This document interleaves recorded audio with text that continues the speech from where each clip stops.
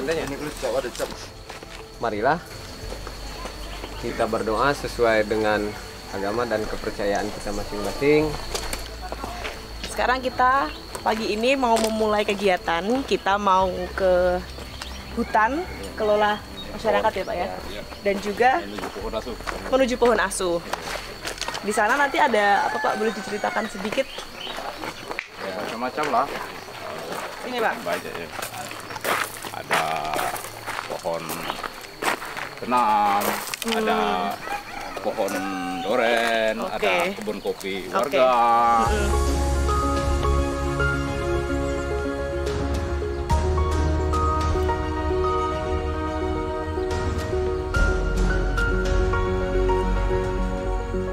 Nah, sahabat Kompas TV, ini kita lagi berjalan di jembatan gantung, satu-satunya akses yang bisa membawa kita menuju ke pohon dan juga hutan itu. Ayo, ikuti saya.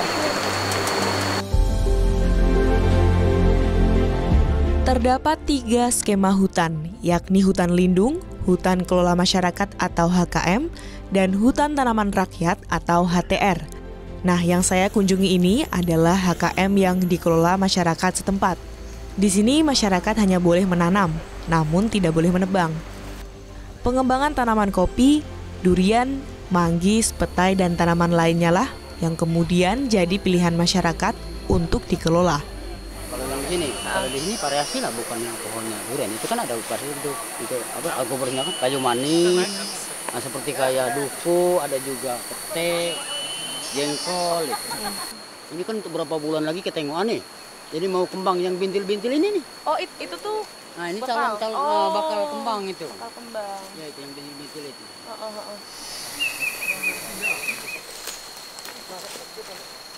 Jadi sekarang sudah ada pemilahan. Nah, ini nggak ada yang kuning ya. Sebenarnya kalau ada yang kuning, nah ini kan menjelang warna merah itu kan ada warna kuning, itu bisa diolah jadi golden coffee. Yang kalau sudah fan itu sortirnya sudah bagus. Ku belai rambutmu yang gundul, berteduh bawah pohon rindang tanpa berdaun. Tuh, itu pohonnya di atas tuh. Meski masyarakat telah mendapat hak pengelolaan HKM dan HTR dari Menteri Lingkungan Hidup dan Kehutanan, namun tak semua areal jadi kawasan agroforesti. Mereka masih membiarkannya asri dan alami seperti yang saya lihat ini, hijau sejauh mata memandang. Oh iya, begitu tiba di desa ini saya masih penasaran, kenapa namanya Desa Air Tenam. Ternyata di hutan inilah saya dapat jawabannya.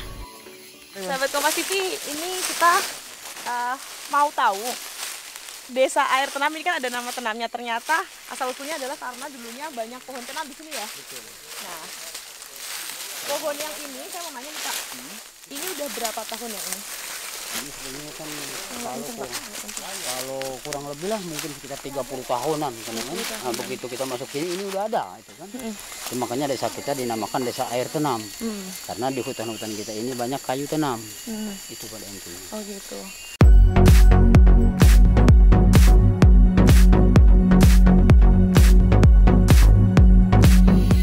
Sobat Kompas TV, kita harus melewati kayak gini nih. Suram sekali buat menuju ke pohon asuhnya. Akhirnya setelah kurang lebih 2 jam perjalanan kita sampai di tujuan, yakni pohon asuh di HKM Desa Air Tenam. Ada banyak pertanyaan di kepala saya mengenai program ini. Seperti apa itu pohon asuh dan apa korelasinya dengan masyarakat di Desa Air Tenam? Jadi kalau pohon asuh itu kita memang tujuan utamanya untuk melindungi kawasan dari peramahan sama illegal logging. Nah, illegal logging itu biasanya yang diambil kayunya itu kayu-kayu yang besar-besar. Biasanya kriteria-kriteria untuk produksi ya. Jadi biasanya yang untuk dibikin papan, balok itu istilah perkayuan tuh di 60 up. 60 up itu artinya diameter 60 ke atas. Oleh karena itu yang terancam, yang ancamannya sangat besar, maka yang dijadikan pohon asuh itu adalah pohon-pohon yang memiliki diameter di atas 60 cm. Itu alasannya kenapa ini. Jenisnya bisa pohon apa saja. Yang penting diameternya di atas 60, karena itulah yang paling terancam. Oke. Kemudian ada berapa pohon sih Pak ini? Untuk di air tanam ini, untuk tahap awal ini sudah didata 81 pohon. Jadi kita sudah mendata 80 pohon, sudah di tagging, semua udah punya nomor, ada titik koordinat, nama jenis pohon, kemudian kegunaan pohon, itu semua dimuat di website pohonasuh.org. Agak besar,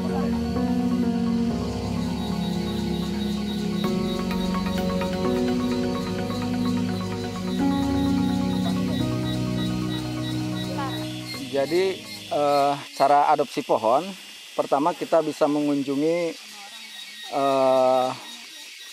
website pohonasuh.org. Kemudian di sana kita bisa membuat akun. Kita dengan mendaftarkan nomor email kita, alamat email kita bikin akun di sana. Kemudian nanti ada nomor rekening tertentu yang untuk mentransfer keuangannya. Jadi pohon asuh ini besaran dana yang harus ditransfer itu Rp200.000 untuk 1 tahun pengasuhan. Setelah 1 tahun pengasuhan, pengasuh bisa memperpanjang lagi, boleh di pohon yang sama atau di pohon yang berbeda, sebesar uang yang sama Rp200.000. Manfaat dari uang tersebut ada 2 sebenarnya, yang utama dari benefit sharing dari pohon asuh tersebut. Pertama, untuk menjaga kelestarian hutan sendiri, misalkan untuk patroli kawasan, untuk memperkuat lembaga pengelolanya. Kemudian yang kedua, untuk masalah sosial di masyarakat, misalkan untuk membantu sumbangan pembangunan masjid, jalan, jembatan, atau kalau ada orang sakit bisa dibantu menggunakan dana tersebut di desa. Orang sakit, orang mungkin beasiswa, orang miskin bisa dibantu melalui dana tersebut. Itu manfaatnya. Sebagai tanggapan dari kami selaku pemerintah desa, dengan adanya terlaksana acara masalah pohon asuh yang pertama kali di desa air tanam ini, saya support sekali, dan semoga kedepannya nanti bisa meningkatkan lagi taraf hidup masyarakat desa air tanam ini. Sebelum ada di titik di mana masyarakat paham begitu pentingnya hutan ini bagi kelangsungan hidup, ternyata ada cerita yang sangat berkebalikan dengan kondisi saat ini. Desa ini salah satu desa perbatasan di mana dihimpit 2 kawasan. Jadi kehidupan dan hidup mereka itu sangat tergantung dengan kawasan.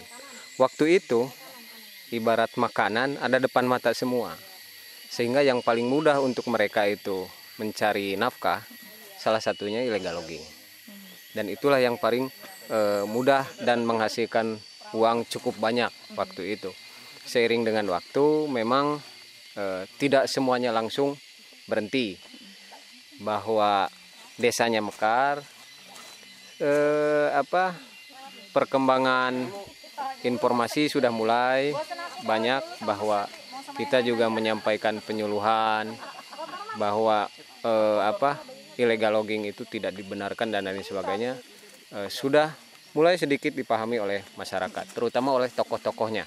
Karena yang kami dekati bukan pelakunya langsung, tokoh-tokoh masyarakat yang memang berpengaruh di desa untuk menyampaikan itu ke para pelaku illegal logging.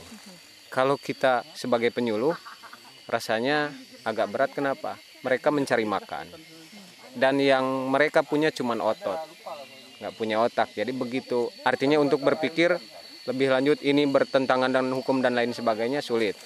Pelan-pelan masuk melalui tokoh-tokoh masyarakat yang ada di desa air tanam ini kita sampaikan, dan alhamdulillah saya diterima dengan baik di pihak desa sebagai penyuluh.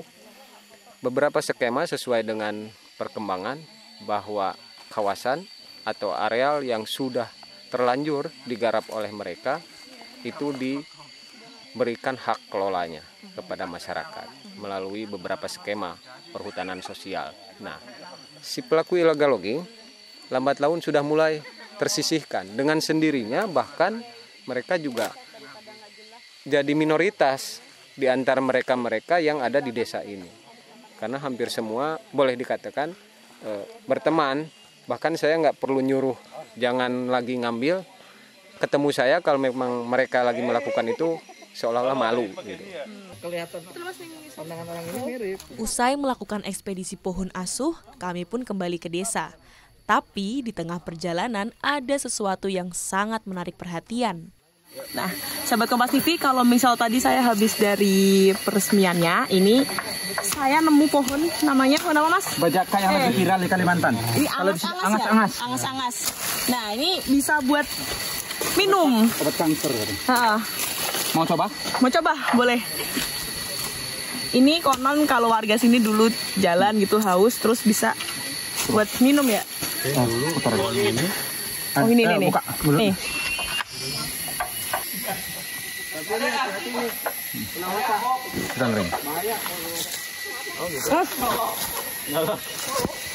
Seger sahabat Kompas TV, tapi tetap kayak rasa kayu gimana ya?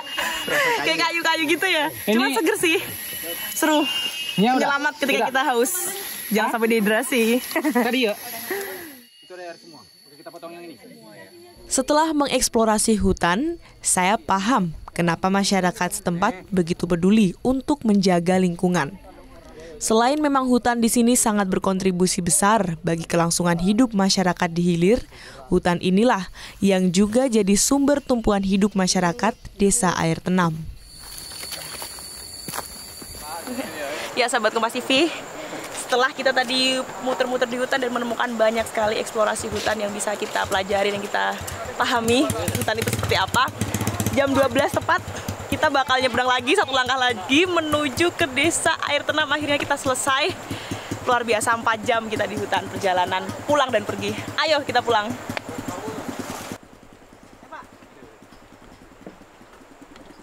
Dan itu dia air terjun Air Tenam.